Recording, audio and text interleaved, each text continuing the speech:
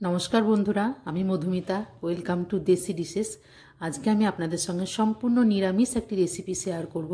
সামনে আসছে দুর্গাপুজো। দুর্গাপুজোর অষ্টমীর দিনে বা যে কোনো একাদশীর দিনে, ব্রত উপবাসের দিনে বা সামনে যে নবরাত্রি আসে সেদিনেও কিন্তু আপনারা এই রেসিপিটি বানিয়ে অবশ্যই একবার ট্রাই করতে পারেন। খেতেও হয় কিন্তু দুর্দান্ত। খুব সহজেই এটি বানানোও যায়। এর জন্য আমি নিয়েছি 1 কাপ পরিমাণ ডাল, মুগের ডাল, কাঁচা মুগ ডাল। এটাকে একটু রোস্ট করে নেব। ওজন হিসাবে দেখতে গেলে এটা কিন্তু 200 গ্রাম মতো। এখানে আমি নিয়েছি কিছু সবজি, ফুলকপি, আলু, গাজর। আপনারা চাইলে এখানে মিষ্টি কুমড়ো, তাছাড়া আরও পটল, যে সবজিগুলো আপনার পছন্দ আপনি কিন্তু এখানে অ্যাড করতে পারেন। সবজিগুলোকে একটু তেলের মধ্যে দিয়ে 2 মিনিট মতো একটু ভালোভাবে নেড়ে নেব।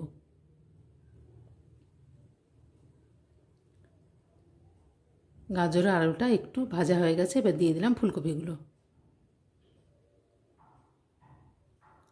একদম লাল করে মচমচে করে ভাজার কোনো দরকার নেই, কেবল একটু হালকাভাবে ভেজে নিলেই চলবে।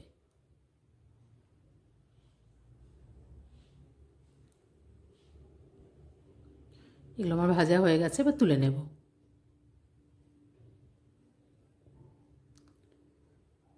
এদিকে কড়াইয়ে দিয়ে দিলাম পরিমাণ মতো জল। জলটা একটু ফুটতে শুরু করলেই এখানে আমি নিয়েছি যে কাপের পরিমাণে আমি ডাল নিয়েছিলাম সে একই কাপের পরিমাণে আমি কিন্তু ক্রাউনের চাল বা সামা চালটা নিয়েছি। জল ফুটতে লেগেছে, মুগ ডালগুলো ভালো করে ধুয়ে একটু সেদ্ধ করতে দেব। দিয়ে দিলাম পরিমাণ মতো হলুদ। হলুদটা এখন একটু বেশি পরিমাণেই দেবো, পরে এটা কিন্তু অ্যাডজাস্ট হয়ে যাবে। প্রথমে ডালটাকে একটু সেদ্ধ করে নেব। দেখুন ডালটা ফুটে উঠে গেছে। এবার দিয়ে দিলাম যে ভেজে রাখা সবজিগুলো দিয়েছি, সেই সবজিগুলো কিন্তু এখানে দিয়ে একটু অর্ধেকটা সেদ্ধ করে নেব ডালের সঙ্গে। একটু ঢাকা দিয়ে দেব। ডাল এবং সবজিগুলো কিন্তু অর্ধেক সেদ্ধ হয়ে গেছে। ঠিক এই সময় আমি দিয়ে দেবো যে 1 কাপ পরিমাণ ক্রাউনের চালটা আমি জলে ভিজিয়ে রেখেছিলাম মিনিট 15, সেটা কিন্তু এই সময় দিয়ে দেবো। একসঙ্গে কিন্তু ডাল, সবজি এবং ক্রাউনের চাল কিন্তু একসঙ্গে দিলে হবে না, কারণ চালটা খুব তাড়াতাড়ি সেদ্ধ হয়ে যায়। মাত্র 10 মিনিটও টাইমের আগে কিন্তু এটা সেদ্ধ হয়ে যায়। এখানে দিয়ে দিলাম পরিমাণ মতো লবণ। এটাকে ঢাকা দিয়ে একটু চাপা দিয়ে সেদ্ধ হতে দিয়েছি। এদিকে অন্য একটা কড়াই আমি নিয়েছি 1 চামচ পরিমাণ ঘি। ঘিয়ের মধ্যে কিছু কাজু এবং কিশমিশ দিয়ে আমি এটা ভেজে নেব। আঁচটাকে কিন্তু একদম লোতে রেখেই কাজটা করতে হবে।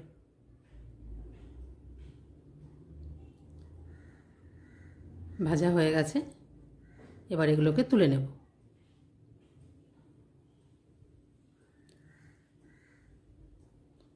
এবার মশলাটা তৈরি করে নেব। এর জন্য আমি নিয়েছি সাদা জিরে ফোড়ন, শুকনো লঙ্কা এবং তেজপাতা। সাদা জিরেটা অল্প আঁচে খুব ভালোভাবে ভেজে নিতে হবে। একটু গন্ধ বেরিয়ে এলে তখন দিতে হবে পরিমাণ মতো আর একটু হলুদ এবং শুকনো লঙ্কার গুঁড়ো। এটা হচ্ছে কাশ্মীরি রেড চিলি পাউডার। একটু কালার হবে, তেলের উপরেই কিন্তু হলুদ এবং লঙ্কা গুঁড়োটা দিতে হবে, তাহলে কালারটা কিন্তু খুব সুন্দর আসবে। একদম আঁচ কমিয়ে রেখে 1 চামচ পরিমাণ আদা বাটা দিয়ে দিয়েছি। এখানে কিন্তু কোনো জিরে গুঁড়ো ব্যবহার করব না, বা আর কোনো মশলা কিন্তু মুগ ডালের সঙ্গে ভালো লাগে না। আদা বাটাটা শুধু দিলেই কিন্তু ভালো লাগে। মশলাটা খুব ভালোভাবে কষিয়ে নিতে হবে। কষানো হয়ে গেছে, খিচুড়িটাও প্রায় অর্ধেকের বেশি হয়েই গেছে। মশলাটা দিয়ে আর একটু ভালোভাবে মিশিয়ে এটাকে একটু ফুটিয়ে নেব।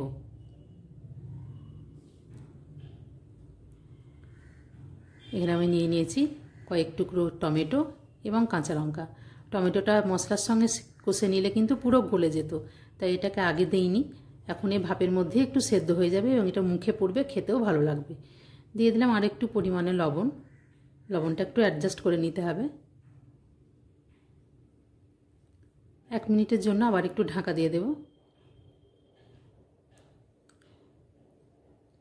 একদমই হয়ে গেছে। এবার নামাবার আগে আমি যে কাজু এবং কিশমিশটা এখানে ঘিয়ের মধ্যে ভেজে রেখেছিলাম সেটা ওপর থেকে ছড়িয়ে দেব।